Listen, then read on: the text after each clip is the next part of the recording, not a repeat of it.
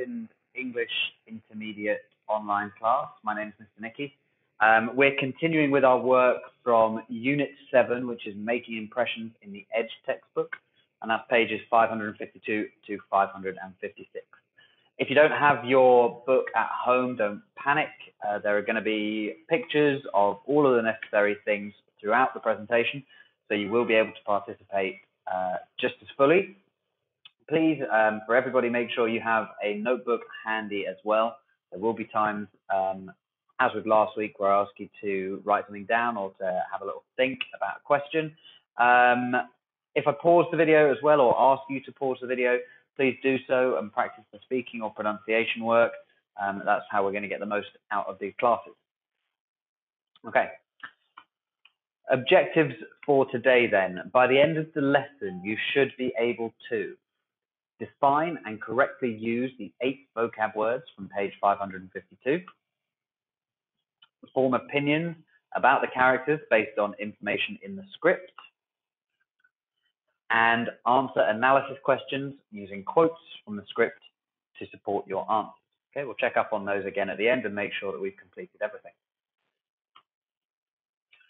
So first up, key vocabulary. This is on page 552.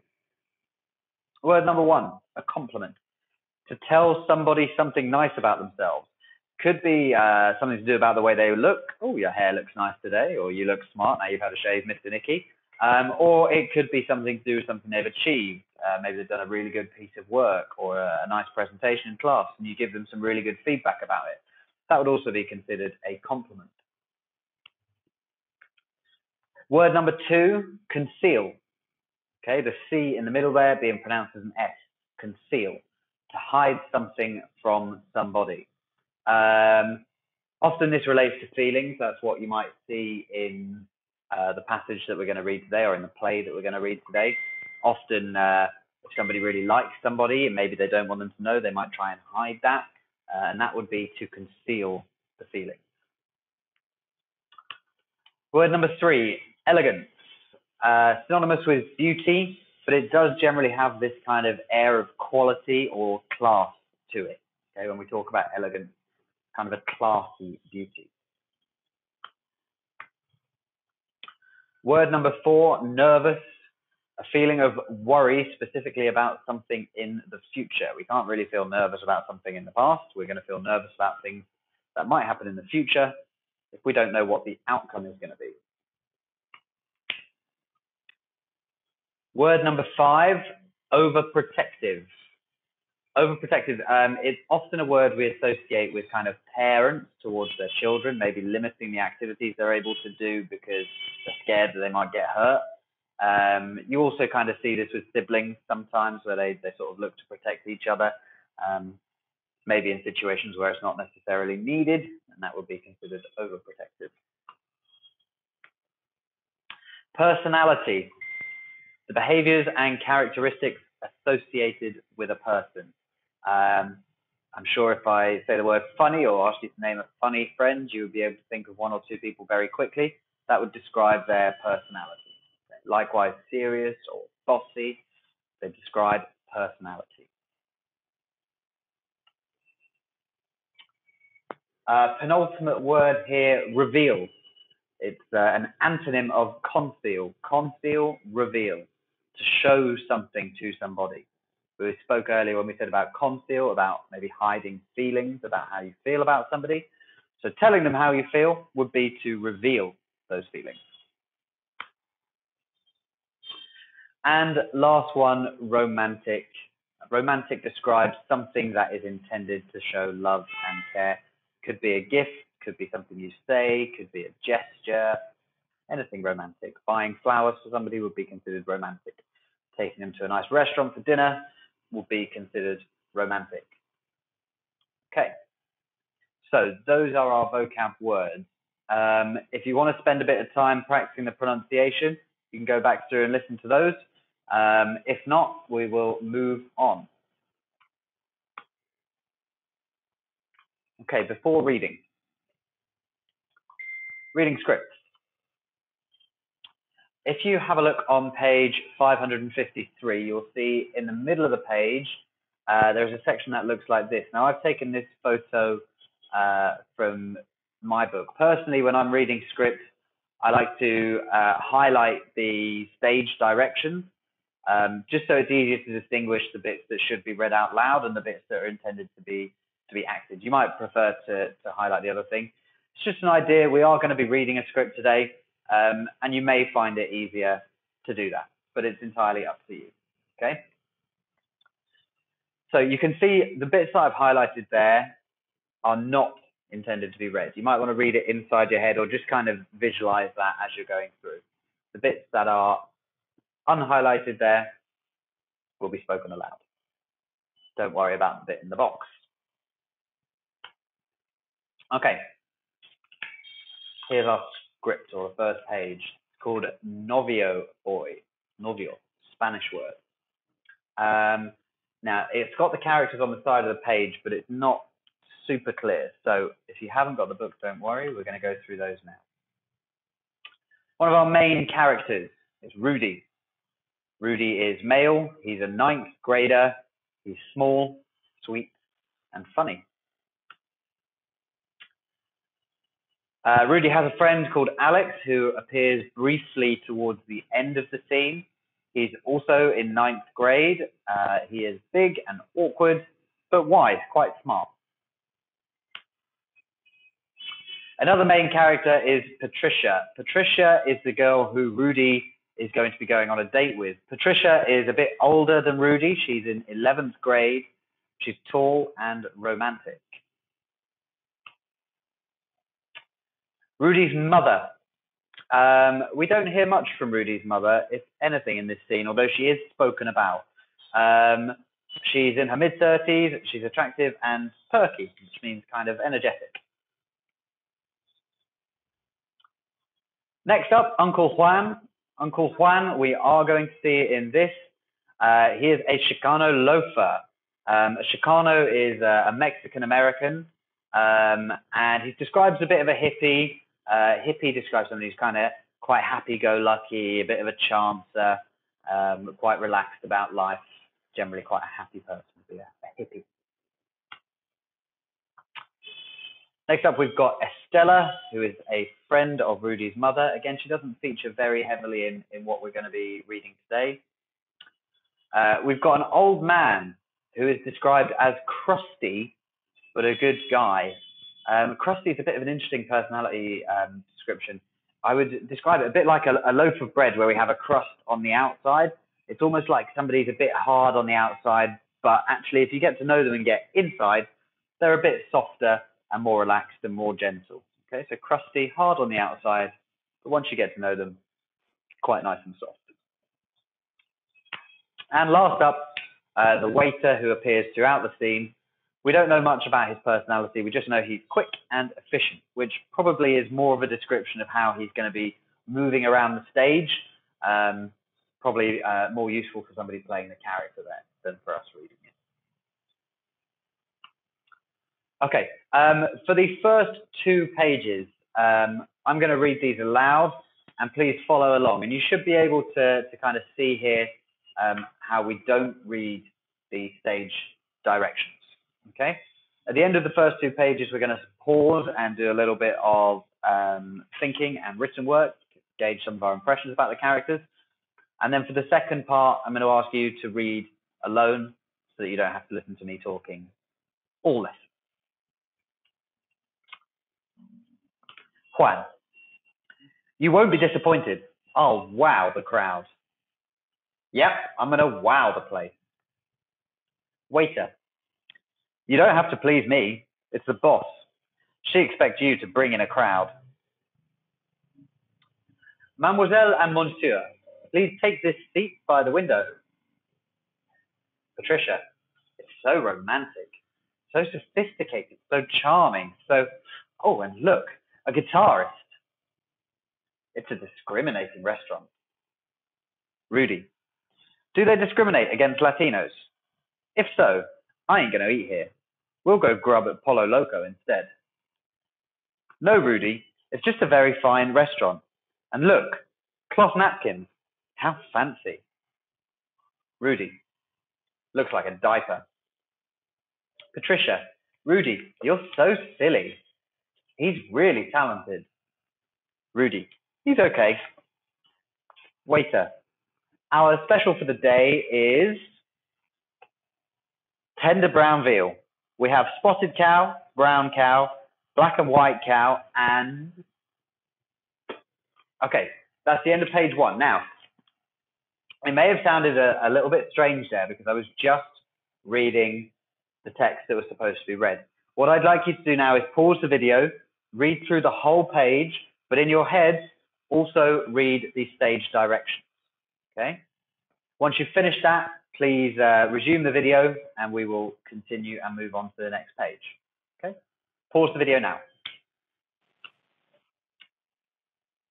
Okay, so having read through there with the stage directions, you probably got a bit more idea about setting and where they are and some of the other things that are going around and how this speech sort of fitted into the broader narrative of the screen. So we're going to continue this time.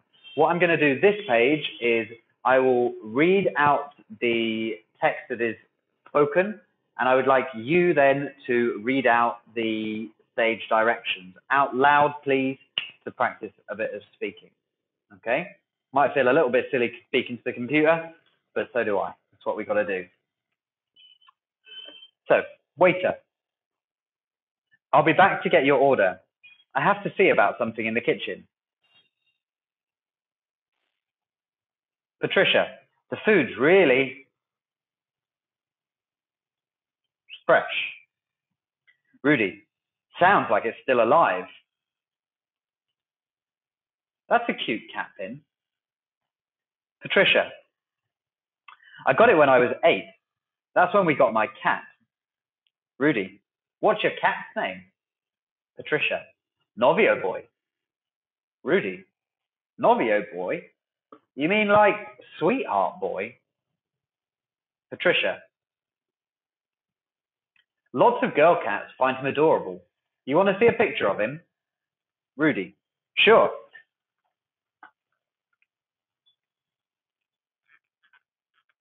Rudy, and what happened to his ear? It's gone. Patricia, he had a fight with another cat. He's small, but he's valiant, kind of like you. Rudy, I'm against fighting. Patricia, that's great. Rudy, mostly because when I fight, I get beat up. Waiter, have you two decided? The steak's a grade A choice, and the hamburger is fresh ground round premium grade. Of course, you can have chicken. We can fix it up in some enchiladas, caldo, or a taco. Rudy, I'll pass on the gallina. Patricia, I'm going to have the Texas burger with jalapeno cheese, jumbo fries, a chocolate milkshake, a Caesar salad with garlic dressing, and a large homemade root beer. Rudy, $4 for fries. Patricia, what are you having? Rudy, I think I'm just going to order a little bit. Crackers and a small diet soda with no ice. I'm wrestling this year. I have to watch my weight. Patricia, same here. I mean, I'm not wrestling, but I have to watch my weight. Rudy, no, wait, you look great. Okay, so again, we got to the end of the page there. Hopefully when you were reading it there with some of the undertones or some of the italic text there, which explains the movements and the kind of facial expressions of the characters, you were able to gauge some of their reactions to things during the scene. What we're going to do now is pause on this page, and using only the information from the first 2 pages, we're going to answer some questions about first impressions. So, firstly, how would you describe Rudy? Choose 2 adjectives that describe his personality and back these up or support these using a quote or quotes from the first 4 pages. Ideally, I'd like you to find at least 2 personality adjectives that describe him and a quote for each of these. So 2 adjectives and 2 quotes. Once you've finished that, we're going to do the same for Patricia. 2 adjectives for her personality and 2 quotes that support this. Okay, so pause the video now. Please do this work in your notebook. And once you restart the video, I will give you some of my ideas. Off we go. Rudy, first thing, quite a gentle person. He says, when I fight, I get beat up. We can probably presume here that he's not massive, not hugely physical, quite a gentle, nice young man. Young. Now, I don't necessarily mean this in terms of age. I'm sort of talking in terms of mentality. He really thinks that $4 for fries is a lot to pay. It's very expensive. And maybe you would consider it expensive as well. But actually, that's quite reasonable, $4 for fries, and if you're in a nice restaurant on a date. Okay. And again, this sort of goes with the childish, the young thing, childish. The way he sort of looks, studies the napkins. He looks at it closely as though he's never seen this napkin before. And then he compares it to a diaper, something that we, put on babies for them to do their messes in. Strange way to describe it, but there we go. Okay. Again, maybe that's a bit of a childish thing to say. He's trying to be funny, but maybe a little bit childish. Patricia, what did you think of Patricia? I said positive. There's a lot of examples in the text of how she's just really enjoying the experience of being out and really excited to be there. Look, cloth napkins, how fancy. Or, oh, so romantic and sophisticated. And even as far as calling Uncle Juan, the guitarist, really, really talented. She's very impressed with how he's playing. Okay, just really enjoying the whole experience. Positive. Then I've also put maybe sort of kind or innocent. We've got a stage direction which says she pulls a picture from her purse and shows it to him. She's got a picture of her cat in her purse.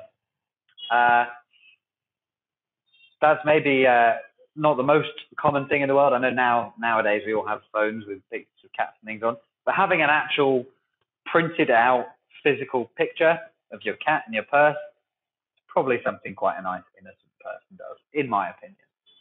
So anyway, you can compare your answers to mine. It doesn't matter if none of them match. These are your first impressions. They are, of course, opinions, which means they are subjective and can change. But that's what I would have put. If you want to write those down as well as extras, that might be a good idea. If you want to do that, pause the video. If not, we'll continue.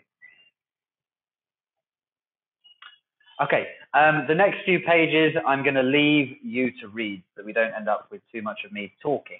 Okay, so please work through until the end of the script. If you haven't got the book, I will leave those on screen. You can pause on each page, and then we will go through some analysis questions when you have finished. It's up to you if you want to do this out loud or in your head. I quite like reading the character dialogue out loud and reading the stage directions in my head.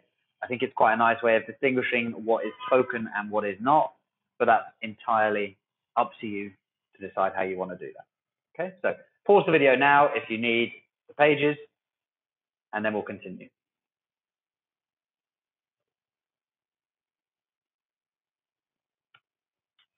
Next 2 pages, pause again.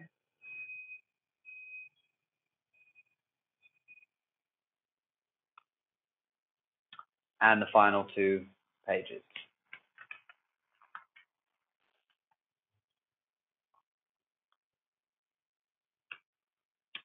Okay, comprehension and analysis. Now, these are pleased to be written answers in your notebook, full sentences, and submitted to your English teacher, please. Okay. Question number 1. Have your impressions of the characters changed now that you've finished reading? Okay, so look back at the ones that we wrote down earlier on in the lesson. Then you can think, is there anything you would add to describe the characters? And if so, what? Is there anything we learned about them later on which maybe changes your first impression? Or has their character become more complex? Do you think there's more description needed than just calling Rudy gentle and childish? Is there more to that? Question 2. If you were to perform this play in class, Which character would you want to play and why? Okay. I think here, let's try and think out of the main characters. So I would say let's choose from Rudy, Patricia, Juan, Alex, or maybe the old man. Up to you, okay? But I would go from them. Maybe not the waiter because he doesn't have as much speaking as the others. Question 3. Who do you think enjoyed the date more? Now, again, we're asking you here to use examples from the text to support your answers. So go through, find at least 2, maybe 3 would be better quotes to show who you think enjoyed the date more. And final one, number 4. We don't get to find out how the date finishes in the book. We get cut off a little bit early before the scene finishes. But what's your prediction? What do you think will happen? Do you think it will go well, or do you think it will go badly?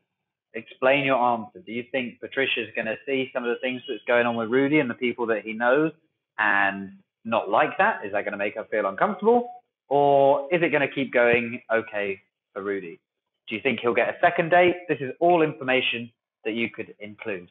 I would say try and write 4 or 5 lines for each of these questions, please. Okay, pause the video now and complete that. All right, so objective review, finishing up today. Can you define and correctly use the 8 vocab words from page 52?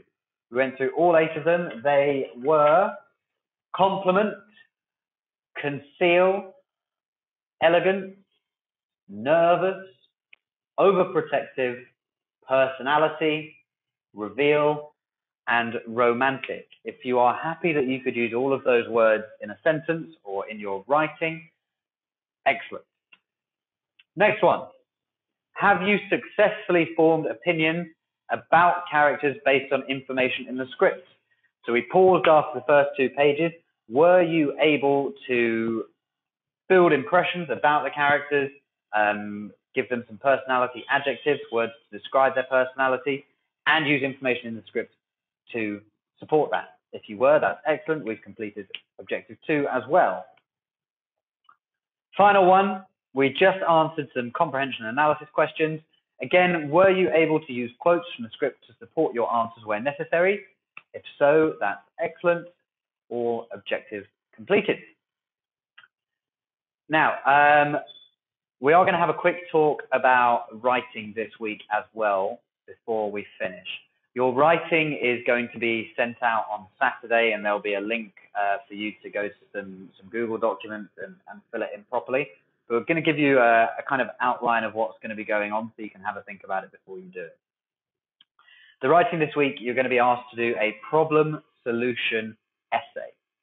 So there's 3 purposes to a problem solution essay. The first is to inform the reader about a problem. So we need to describe it and explain what the problem is, make it very clear what the problem is. Secondly, this will probably be in a second paragraph. We need to explain 1 or more possible solutions to the problem. How could you fix the problem? How could you solve it? How could you make it better? There might be one way, there might be more than one. They might be things that you can do together, or they might be one or the other. It's also up to you to explain that. The third one is to use evidence to address any concerns and distinguish fact from fiction. So you might want to address the fact that there are different schools of thought, or that people think different things. So for example, climate change. For some reason, some people still don't believe in climate change. That might be something you want to address. And then you can use evidence, numbers, facts, figures, data to explain why you are correct and why your solutions to climate change work. Okay, something like that, for example. Okay, this is going to be in the Google link that you're sent on Saturday, but I'm going to read through it for you now anyway, and you might want to spend a little bit of time just studying this so you can see how the structure flows of a problem solution essay. Okay, this is called Poison in the Yard by Mary Kong Tao. Many people like lush green lawns. They want grass that looks beautiful and feels soft to sit and walk on. Unfortunately, growing the perfect lawn can also be dangerous. Pesticides or poisonous chemicals are being used by more and more people. This has increased the risk people and animals have of being harmed by the poison. Okay, now you can see if we look to the right there, this paragraph clearly introduces the problems, which is animals can be harmed from the use of pesticides and chemicals on lawns. Nearly 78 million households in the United States use pesticides. They use them to prevent weeds from growing on their lawns and in their gardens. They also use them to keep plants and flowers looking healthy. Okay, now this outlines the causes and effects of the problem, and it also uses a statistic to show you how big this problem is, 78 million households. The only thing that might be nice there, 78 million is a very large number, but it's quite hard if we don't know the population of America to know what percentage this is. So maybe including a percentage as well as a number might make that a little bit easier to understand.